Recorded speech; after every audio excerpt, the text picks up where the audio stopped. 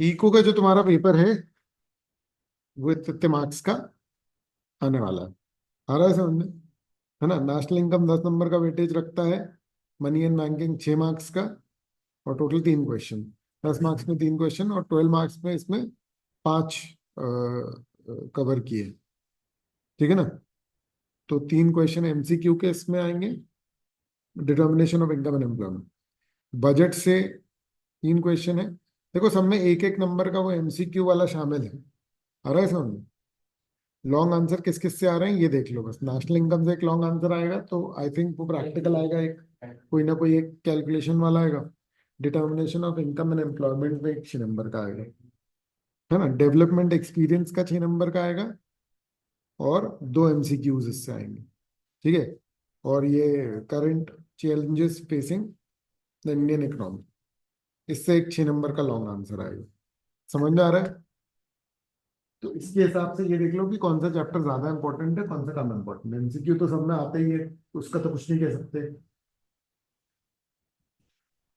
ठीक है ना? लेकिन ये लॉन्ग आंसर वाले जो है वो अच्छे से प्रिपेयर तुमको करने पड़ेंगे। क्लियर है? है ना? अब बताओ कौन सा चैप्टर चल रहा था। हाँ तू आता है ना? पता क्या चल रहा था लास्ट क्लास में क्या हुआ? बता। इन तो बड़ा आतम। ठीक है। चलो। तो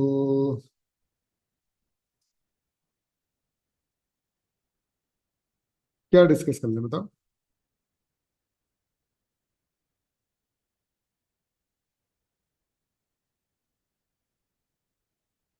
बताओ कौन चैप्टर डिस्कस करना है। या जनरल कोई भी करा दो। गवर्नमेंट बजट तो अभी करवाया ही है ना। दोबारा थोड़ी कराऊंगा। हाँ हाँ। फॉरेन एक्सचेंज करवा सकता हूँ। तू कौन सा बोल रहा है? Balance of payment.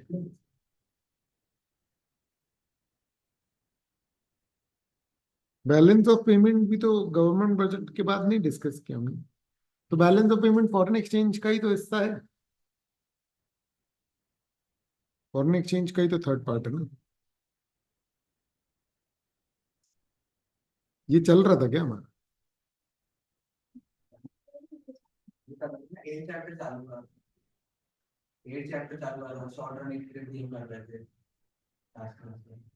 ठीक है ना? अब तीनों ही तो सब अलग अलग आए हो तो फिर तुम आए थे ना। तुमको ये वाला करना है तो ये वाला कर लें। तुमको कोई इशू है?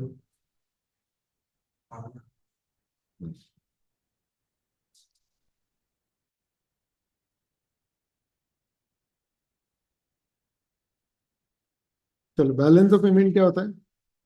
सिस्टमैटिक रिकॉर्ड है of all economic transactions between resident and the rest of the world during a given period of time। मतलब सारे ट्रांजैक्शन इकोनॉमी की करता है रिकॉर्ड सिर्फ अकाउंटिंग के टाइम मेन बात तो रही गई ना। एक्सपोर्ट और इंपोर्ट सर्विस इनविजिबल वाली नहीं करता। इंडियन व्यक्ति जो है वो बाहर की दुनिया के साथ जो ट्रांजेक्शन कर रहा है, कर रहा है समझ, उन सारे इकोनॉमिक ट्रांजेक्शन का जो बैलेंस है वो बैलेंस ऑफ पेमेंट में आता है। कर रहा है समझ, उसमें सारे ट्रांजेक्शन रिकॉर्ड होते हैं। ठीक है। उससे बैलेंस ऑफ पेमेंट का पता लगता है। इकोनॉमिक ट्रांजेक्शन्स 4 पार्ट में कैटेगराइज्ड है। विजिबल, इनविजिबल, यूनिलैटरल और कैपिटल। विजिबल है गुड्स, इनविजिबल है सर्विसेज। है ना? यूनिलैटरल इनकम एक्सपेंस वाला नहीं है, वो फ्री वाला है कि बिना प्रोडक्शन के दे दिया। और कैपिटल ट्रांसफर में लोन या इन्वेस्टमेंट्स वगैरह है। ठीक है। बैलेंस ऑफ ट्रेड सिर्फ और सिर्फ विजिबल एक्सपोर्ट और विजिबल इंपोर्ट के डिफरेंस से पता लगता है ना? तो बैलेंस ऑफ ट्रेड फेवरेबल होता है कब?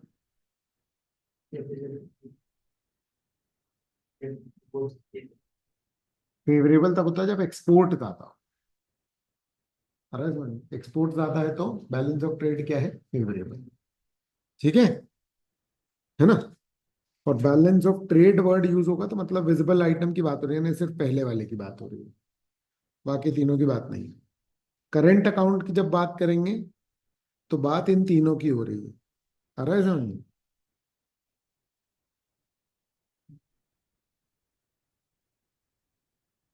विजिबल, सर्विसेज और यूनिलैटरल, इन तीनों को इंक्लूड कर देंगे। तीनों के कारण जो पैसा गया है या आया है वो किस में अकाउंट होगा? Current account. तो करंट अकाउंट का एक पार्ट तुम्हारा क्या कहलाया? बीओटी। करंट अकाउंट का एक पार्ट तुम्हारा क्या कहलाया? बीओटी। ठीक है। फिर components of current account. Current account में क्या क्या है? एक्सपोर्ट इंपोर्ट ऑफ गुड्स, ये क्या है? ये visible item. Export import of services,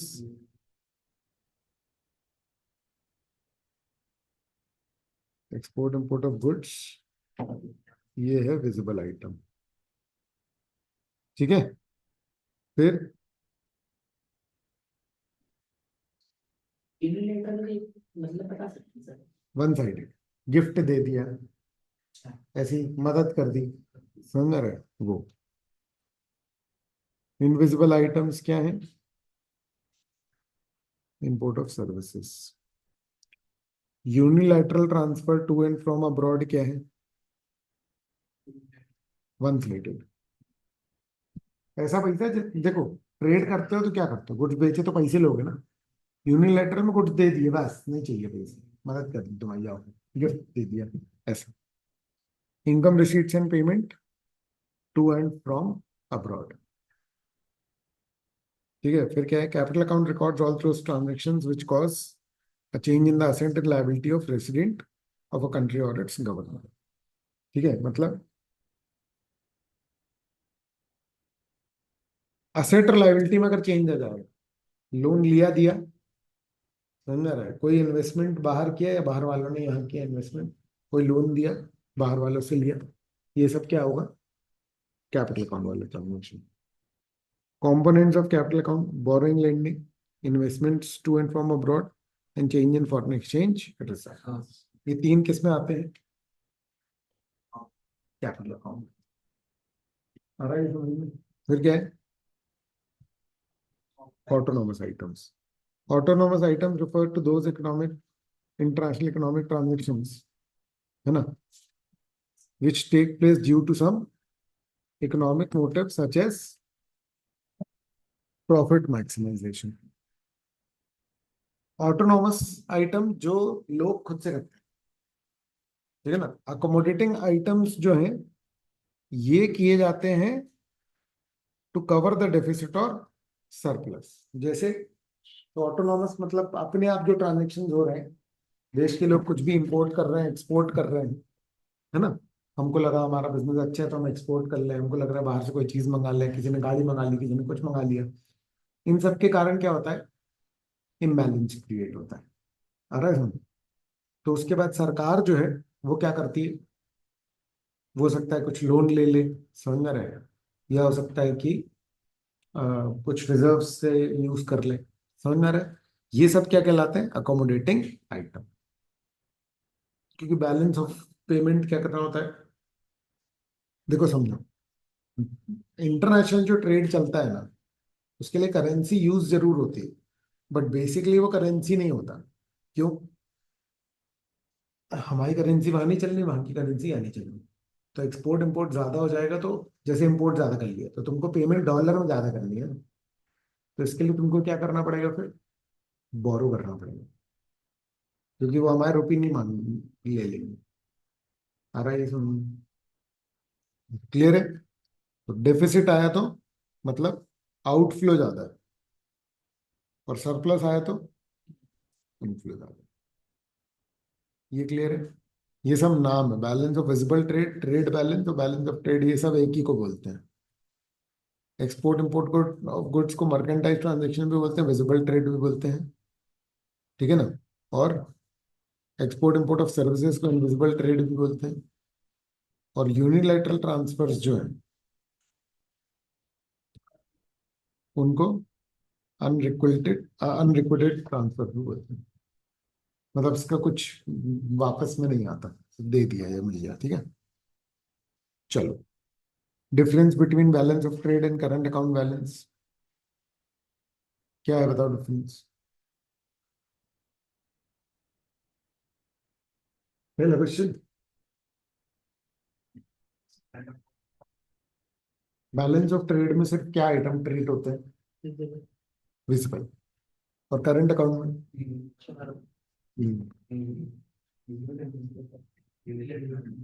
visible, invisible और यूनिलैटरल, ठीक है। ये तीनों ट्रीट होते हैं किसमें, करंट अकाउंट, ठीक है ना। तो ये डिफरेंस है, फिर उसके आइटम लिख दो, समझ में आ रहा है। फिर लिख दो ब्रॉडर कॉन्सेप्ट कौन सा है, ब्रॉडर कौन सा, करंट अकाउंट, नैरो कौन सा, बैलेंस ऑफ ट्रेड। आ रहा है समझ में? है ना। टैंजिबल चीज कौन सी किसमें ट्रीट होती है, बैलेंस ऑफ ट्रेड में, है ना। इंटेंजिबल किसमें होती है, बैलेंस ऑफ ट्रेड से हमको इनकम एक्सपेंस का पता लगता है, बट करंट अकाउंट में यूनिलैटरल भी है तो उससे इनकम एक्सपेंस का ऐसे पता नहीं लगता। ये सब डिफरेंसेस बना लेंगे। ऑफिशियल रिजर्व ट्रांजैक्शंस क्या है, explain the importance of in the balance of payment. Official reserve होता क्या है, जो आरबीआई है वो अपने पास अच्छा खासा बैलेंस जो है वो रखता है, काय का, फॉरेन करेंसी का, ठीक है ना। आरबीआई जो है वो अपने पास अच्छा खासा फॉरेन करेंसी का बैलेंस रखता है, क्यों, ताकि कल को एकदम से अगर मान लो हमने बाहर से कुछ इम्पोर्ट करना है और पेमेंट डॉलर में करनी पड़ जाए, तो वो हमारे पास हों उतने पैसे, समझ में आ रहा है, ठीक है ना। नहीं तो फिर इमीडिएटली में तो हम रुपीस थोड़ी नहीं चुका सकते हैं, हमको कुछ ना कुछ गुड्स या वो सब देने पड़ेंगे। तो official reserve transaction refers to transaction by the central bank, जिससे रिजर्व में चेंजेस आ जाता है। सच ट्रांजेक्शन टेक प्लेस जब कंपनी अपने फॉरेन एक्सचेंज के रिजर्व के स्टॉक से कुछ पैसा निकालती है to finance the deficit in overall balance of payment. Deficit balance of payment में अगर है, इसका मतलब कि इंपोर्ट ज्यादा कर लिया तो चुकाने ज्यादा है और पैसे आए हैं कम, तो हम फिर कहाँ से निकाल लेंगे, जो रिजर्व पड़ा है। तो मैं ऐसे समझो कि 1,000 रुपए का खर्चा कर लिया और पैसे आए 800, तो अब 200 कहाँ से देंगे, तो जो सेविंग्स है उसमें से देंगे। तो foreign exchange reserve basically savings हो गई तुम्हें। A country with surplus in its overall BOP leads to rise in foreign exchange reserve, ठीक है ना। ओवरऑल बीओपी अगर फेवरेबल होगा तो आपका फॉरेन एक्सचेंज रिजर्व बढ़ेगा। जैसे कि इंडिया में फॉरेन एक्सचेंज के रिजर्व बहुत आए, तो क्या हो गया, तो हमारे पास अच्छा खासा क्या बढ़ गया, रिजर्व का बैलेंस जो है वो बढ़ गया। क्लियर है। अच्छा, official reserve transaction are very important. क्यों, क्योंकि कंट्री के ओवरऑल बैलेंस ऑफ पेमेंट को वो बैलेंस करता है। So such transactions act as accommodating item in BOP, है ना। Should a current account deficit be cause for alarm, ठीक है ना। Since deficit in current account is met by surplus of current capital account, it is not taken as cause for alarm। मतलब क्या, current account में अगर deficit है तो ये हमारे लिए चिंता का विषय है। तो बोल रहे हैं कि नहीं, ऐसा नहीं है, क्योंकि अगर मान लो कि तुम्हारे पास लोन वोन से पैसा आ गया तो उससे काम तुम्हारा चल जाएगा। ये क्लियर है, ठीक है। इसलिए ये एकदम अलार्मिंग तो नहीं है। समझ में आ रहा है। ये हो सकता है कि ये फाइनल बार तुम पढ़ो इसको एकदम, समझ में आ रहा है, ठीक है, अपने फाइनल रिवीजन से पहले, ठीक। चल, फिर क्या है ना, classify each of the item, क्या करंट और कैपिटल वाला बताओ कौन कौन सा, ये करंट है कैपिटल है,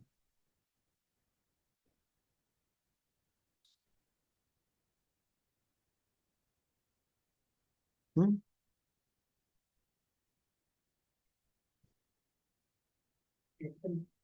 कैपिटल, बुक बंद करो। हाँ, फिफ्थ बताओ। हाँ, करेंट करेंट। सेवेंथ बताओ। करेंट। सेकंड बताओ। थर्ड। फोर्थ। सिक्स्थ।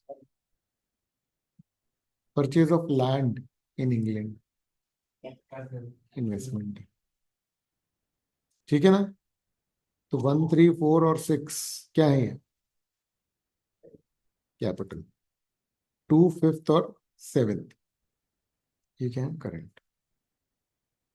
चलो, कंट्री एक्सपोर्टेड 600 करोड़ और इंपोर्ट 700 करोड़ के थे। बैलेंस ऑफ ट्रेड बताओ। 100 करोड़ का डेफिसिट, इंपोर्ट ज्यादा है। और अनफेवरेबल है क्योंकि इंपोर्ट ज्यादा है। ठीक है। इम्पोर्ट ज्यादा तो बेरोडेड डेफिशिएंट इंपोर्ट ज्यादा होता है तो डेफिसिट भी होता है, अनफेवरेबल भी होता है, क्योंकि पैसे चुकाने ज्यादा है, अब हमको है कम। नहीं समझे? अब state whether the following transactions will be recorded on debit or credit side of POP. Loan from IMF, किससे पैसा आएगा किससे पैसा जाएगा? अभी तुम बस ये बताओ, किससे पैसा आएगा किससे पैसा जाएगा? आएगा मतलब प्लस और जाएगा मतलब माइनस, बताओ। प्लस माइनस बताओ। चाहे लोन है तो हाँ है, लेकिन आए प्लस, फिर चाहे माइनस, फिर प्लस, क्योंकि जापानीज ने खरीदे इंडियन कंपनी के shares. Export of jute to Sri Lanka, acquisition of foreign company by Tata, खरीदना। Purchase of toys from China.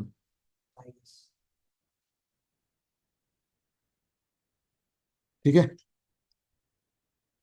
तो वन, थ्री और फोर क्या है? Credit side. तीसरा हाँ। तीसरा परचेज हाँ, जापान वाले ने खरीदे ना अपने, तो अपने यहाँ आए ना। प्रॉफिट नहीं, पैसा आ रहा। नहीं समझे? समझना है। कौन सा? टाटा ने बाहर की एक कंपनी खरीदी, पैसा दिया होगा। नहीं समझे?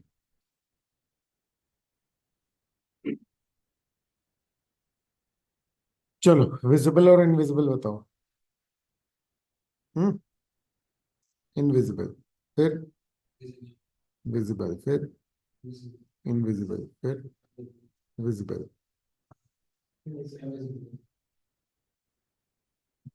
ठीक है ना?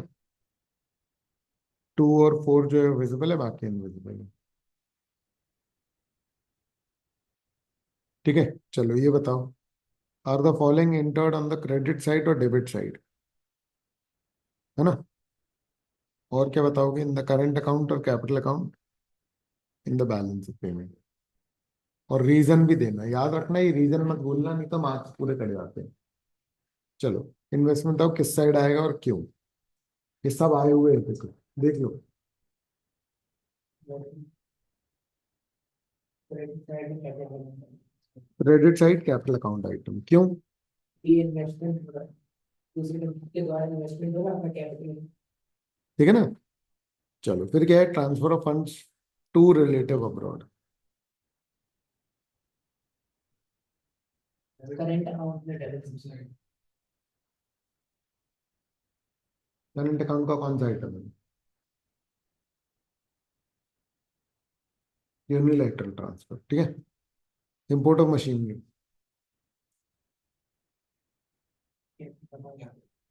मशीन कैपिटल नहीं होती, अकाउंट्स में होती है कैपिटल। बैलेंस ऑफ पेमेंट में गुड्स है, ये विजिबल गुड्स। क्या है ये? पेमेंट। समझे? Current account. फिर interest on loan, interest current item ही होता है, लोन जो है वो कैपिटल आइटम होता है, उसका जो इंटरेस्ट होता है वो करेंट अकाउंट का आइटम होता है। ठीक है। Import of mobile phones from China, current, अबे सारे गलत बता रहे हो यार, बिना देखे कुछ भी तुक्का मार देते हो। पढ़ो इसको पूरा।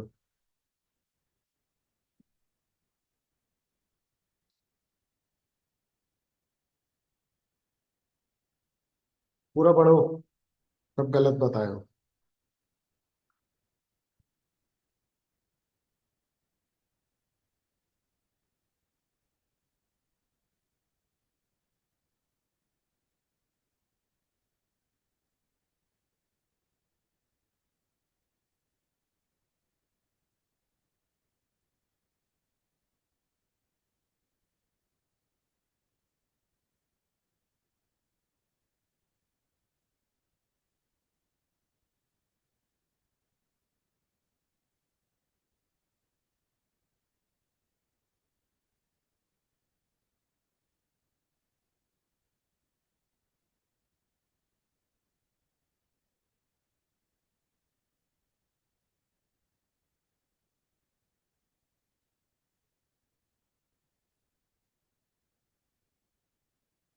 हो गया? अबे हो गया क्या?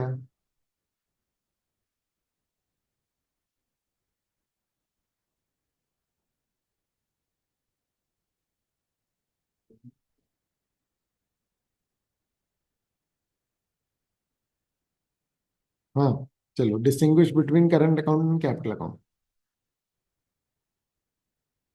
करंट अकाउंट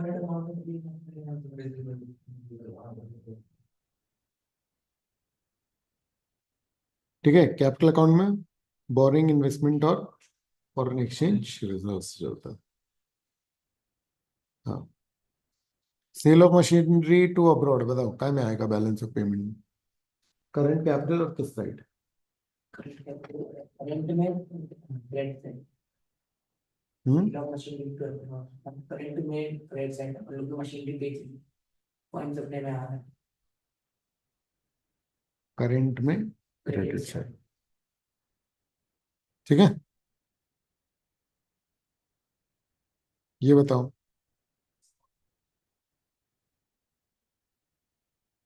कैपिटल के क्रेडिट इसमें फंड्स आ रहा है कैपिटल आइटम किस साइड, डेबिट या क्रेडिट? क्रेडिट। क्रेडिट। ठीक है ना, पैसे क्योंकि आने का अकाउंट्स नहीं है। हाँ हाँ, तो पैसे आना क्रेडिट साइड में रिकॉर्ड करते हैं ना भैया, बैलेंस ऑफ पेमेंट में। नहीं समझी?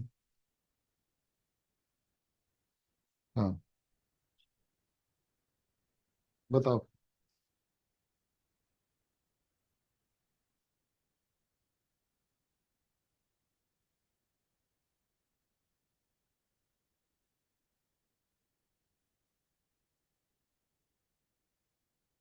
चैरिटी करंट अकाउंट के लेवल से, करंट अकाउंट के लेवल से, क्योंकि चैरिटी में अपन लोग को सर्विस मिल सकते हैं। जा रहे हैं पैसे की, मिल रही है चैरिटी, जा रहे हैं, ठीक है ना, इसलिए डेबिट में आएगा।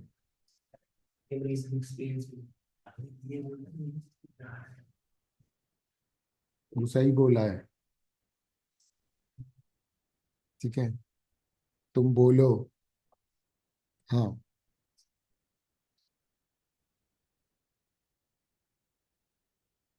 बताओ।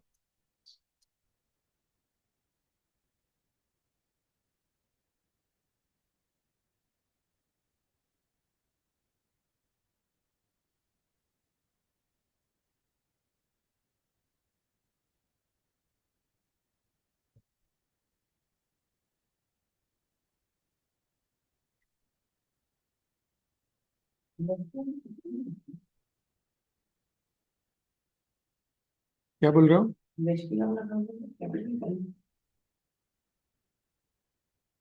इन्वेस्टमेंट कैपिटल में ही जाता है बेटा।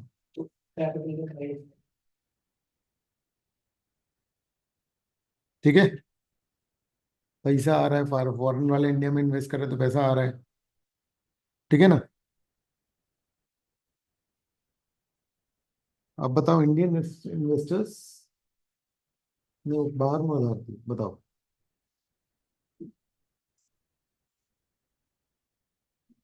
ये डेबिट साइड है ना ये। कैपिटल अकाउंट के डेबिट साइड, हाँ।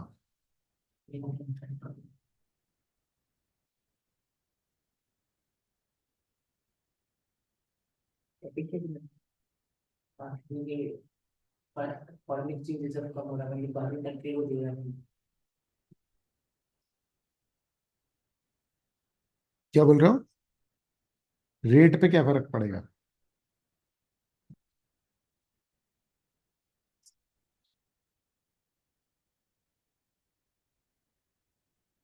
रुपी क्या होगा?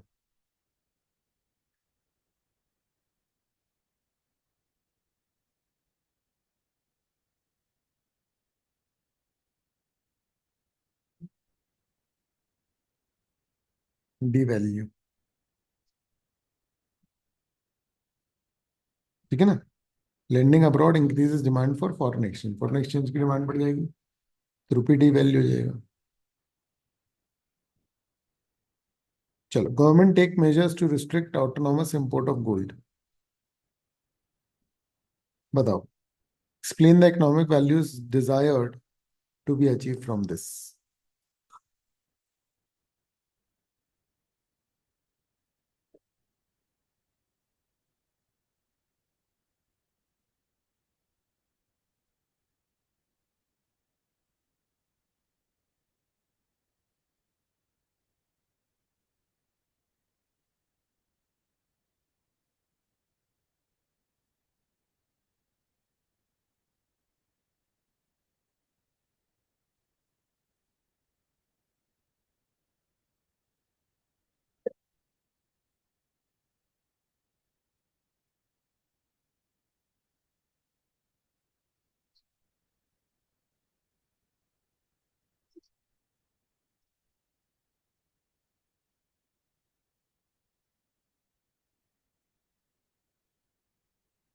बताओ।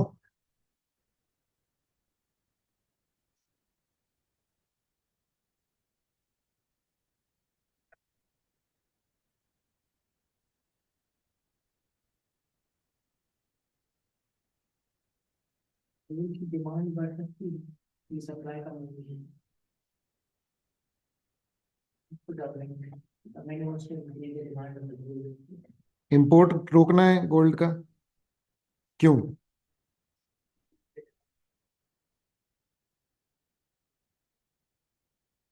अब डिमांड ज्यादा है तभी तो लोग इंपोर्ट भी कर रहे हैं।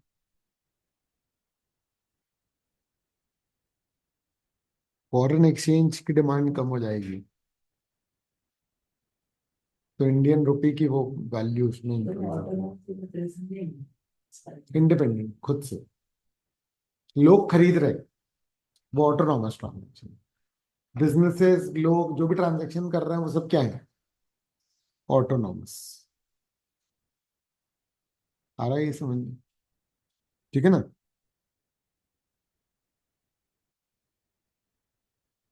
तो डेफिसिट कम होगा क्योंकि इंपोर्ट जितना करोगे उतना डेफिसिट बढ़ेगा फिर।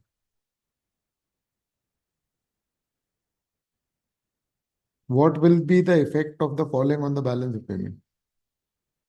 मेक इन इंडिया से बैलेंस ऑफ पेमेंट क्या होगा?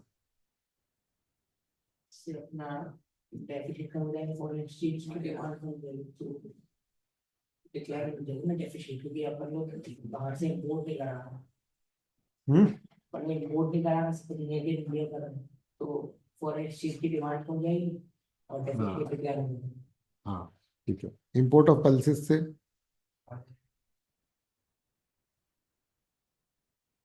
एकदम ऑपोजिट हो जाएगा।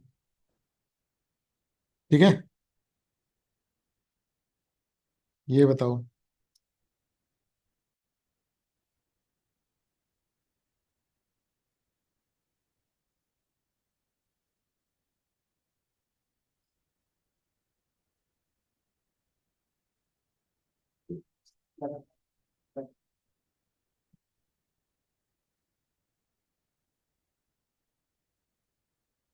और इतनी चीजें अगर हमको कमी होने लग जाएगी अगर पढ़ाई बढ़े बोर्ड्स में दिक्कत होगी।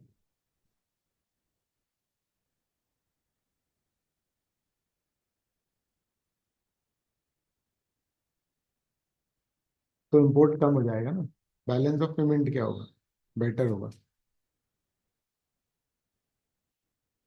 ठीक है, favourable for balance of payment.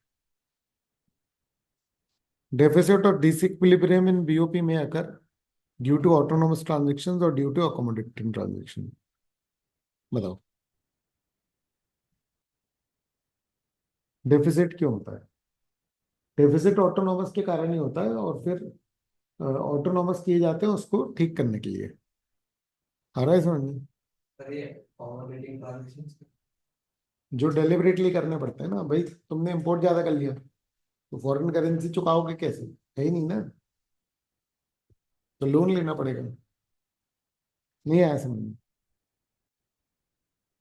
ठीक है ना, to remove the deficit accommodating transaction are carried out. चलो, according to recent media reports क्या हो रहा है? USA and China of currency devaluation to promote its exports.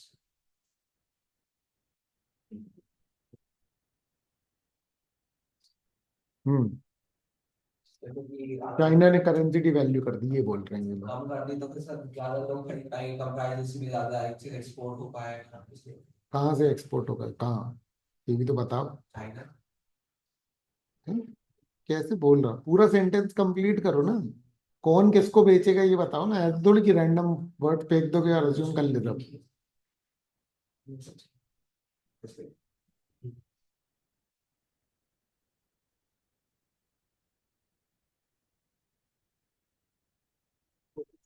क्या जा रहा है चाइना ने अपने करेंसी को डिवेल्यूट मतलब उसकी अमाउंट कम कर दी जिससे एक्सपोर्ट बढ़ा सके। एक्सपोर्ट से क्या होगा यूएसए जैसे कंट्रीज ज्यादा खरीद सकेंगी तो डिवेल्यूशन करने से उनका एक्सपोर्ट ज्यादा बढ़ेगा कि वो उसके इससे पहले $1 में 40 वॉन होते थे अब वो $1 पे 20 वॉन मतलब उसी प्राइस में ज्यादा अमाउंट दे पाना हाँ क्वांटिटी अबे उल्टा बोल रहे हो। ज्यादा सॉरी $1 में 40 थे तो अब $1 में 60 वॉन। मजबूत कर दिया करनी। हम्म, ठीक है ना, तो यूएसए का अग्रीमेंट, वो आर्ग्यूमेंट वैलिड है कि हाँ भैया ये गलत कर रहा है, कॉम्पिटिटिव एज मिल जाएगा इसको, लोग ज्यादा वहां से एक्सपोर्ट करने लग जाएंगे क्योंकि अब उनको ज्यादा पैसे मिलेंगे and all. What is meant by current account deficit and current account surplus?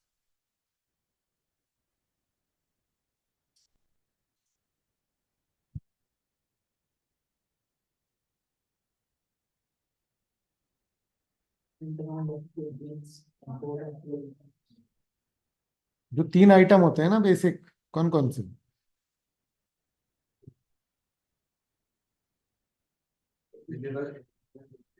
इन तीनों से मिलके क्या बनता है? Current account. समझे ना? तो इन तीनों में अगर क्या हो रहा है, पैसा जा ज्यादा रहा है और आ कम रहा है तो डेफिसिट आ रहा है समझ में? और आ रहा है ज्यादा तो सरप्लस। ये रीड करो।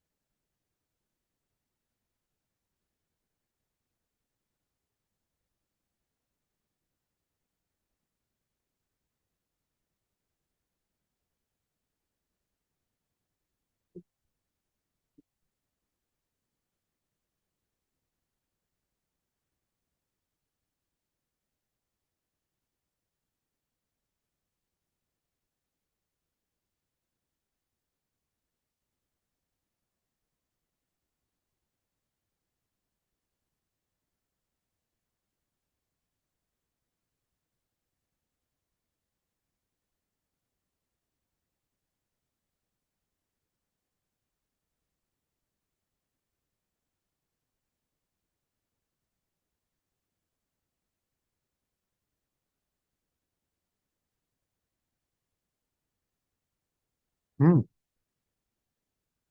हो गया। नहीं पढ़ोगे? मोबाइल का मैसेज पढ़ने लग गए?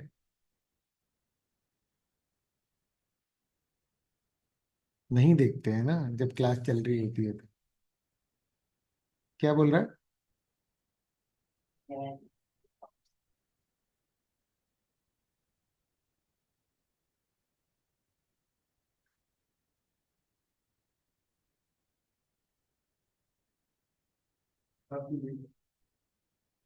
क्लास वो ऑफिस में। ये करो।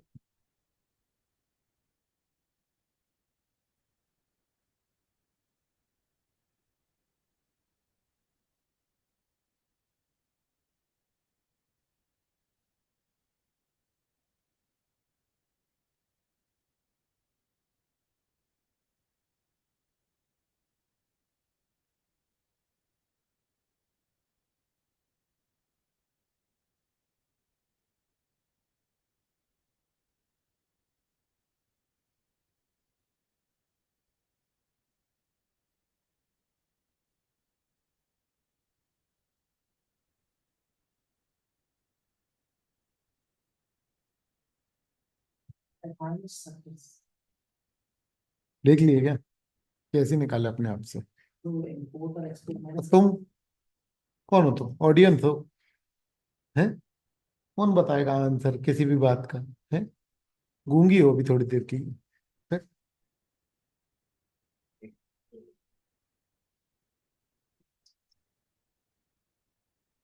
देखो क्या गड़बड़ करे।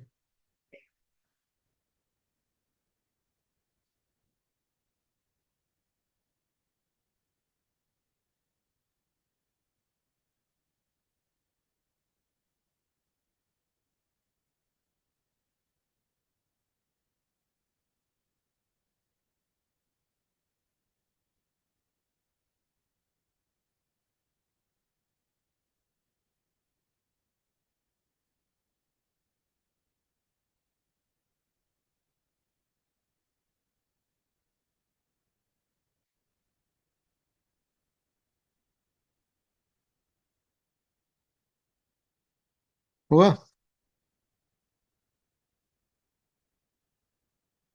चलो। कौन से ट्रांजेक्शन से पता चलता है balance of trade? available item. ठीक है। और सरप्लस कब होता है? Export करना ठीक है। जब एक्सपोर्ट ज्यादा होते हैं तो सरप्लस। हेलो। हाँ जी।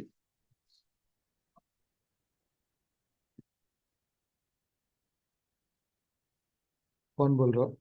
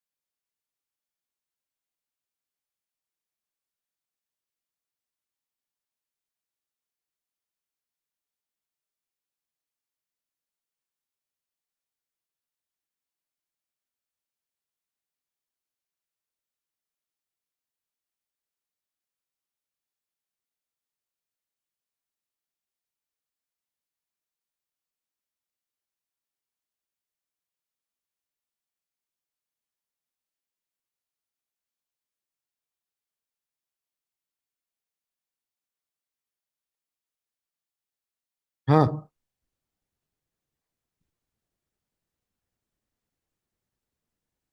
डिफाइंड ट्रेड सरप्लस और कैपिटल करंट अकाउंट सरप्लस से कैसे डिफरेंट है ये देख लो। बताओ।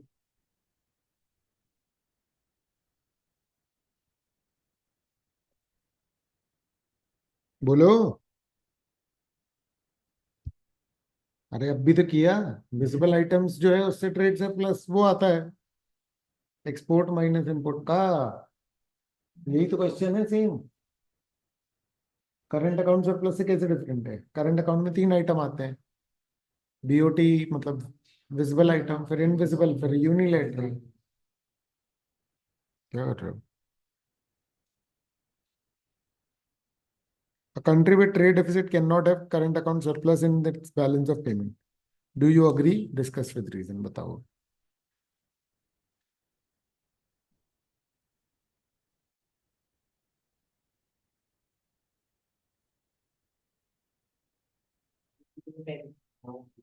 क्यों? कि अगर इनका इंपोर्ट ज्यादा है तो ऑब्वियसली करेंट अकाउंट सरप्लस कैसे होगा, क्योंकि अपना इंपोर्ट एक्सपोर्ट दोनों है, मतलब इंपोर्ट ज्यादा से अरे यार एक सेकंड, ये जो स्टेटमेंट इससे अग्री कर रहे हो डिसएग्री कर रहे हो? डिसएग्री कर रहे हो कि अग्री कर रहे हो? डिसएग्री ना, है ना? तो तुम बोल क्या रहे हो? इस सेंटेंस का मतलब क्या है? करंट अकाउंट सरप्लस, क्योंकि ये इसमें बोल रहे हैं कि अपन लोग ने एक्सेस में इंपोर्ट करा लिया, इसलिए अपना ट्रेड सरप्लस, ट्रेड डेफिशिएंट हो गया। अब करंट अकाउंट सरप्लस इसलिए भी हो सकता है क्योंकि अगर क्या बोल रहे हो, क्या बोल रहे हो? इस सेंटेंस का मतलब बताओ। इससे ये जो लिखा हुआ है जिससे स्टेटमेंट से तुम डिसएग्री कर रहे हो ना, उस स्टेटमेंट का मीनिंग बताओ ना भाई, कहानी क्यों बैठ रहे हो?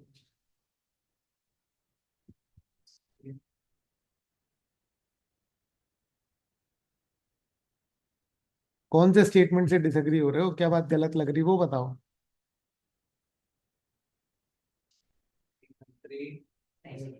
जो ट्रेड डेफिसिट है उसका करंट अकाउंट नहीं हो सकता है, करंट अकाउंट सरप्लस नहीं हो सकता है पीओबी में, तो इससे डिसएग्री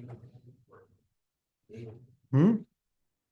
एक कंट्री है सिर्फ ट्रेड डेफिसिट, मतलब ट्रेड डेफिसिट में है और उसको मतलब they can not have current account surplus, you भी एग्री? तुम क्या बोल रहे हो?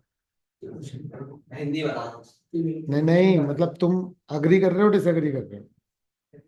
तो क्या बोल रहे हो तुम? अगर डिसएग्री कर रहे हो तो तुम्हारा सेंटेंस क्या है? मतलब ये सेंटेंस गलत कहलाया है ना, तो तुम्हारा सही सेंटेंस क्या है?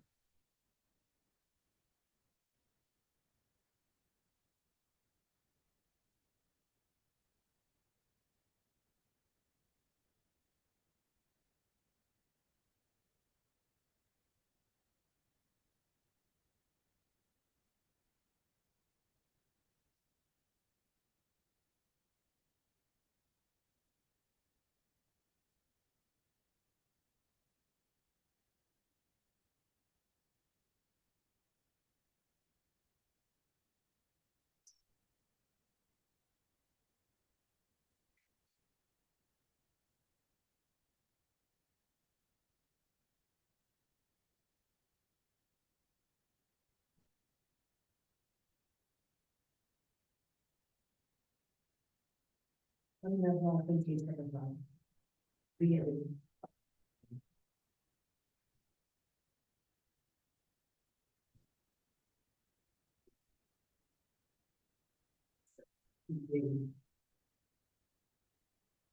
तुम बोल रहे हो कि सही बोल रहा है? अबे तुम लोग को कॉन्सेप्ट छोड़ो, तुम लोग को अंग्रेजी भाषा में ही समस्या है। सच ये से भी बोलता है। अबे गलत है ना, गलत बोल रहा है ये।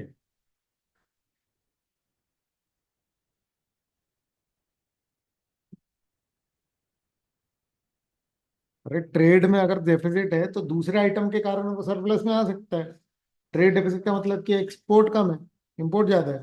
पर यूनिलेटरल में ज्यादा आ गया है, इनविजिबल ट्रेड में अगर मान लो ज्यादा आ गया, तो करंट अकाउंट में तो सरप्लस में आ सकते हैं ना, ये कह रहा नहीं आ सकते। ये है इस बात का जवाब। चलो बाकी कल करते हैं, अभी घर जाओ। ठीक है।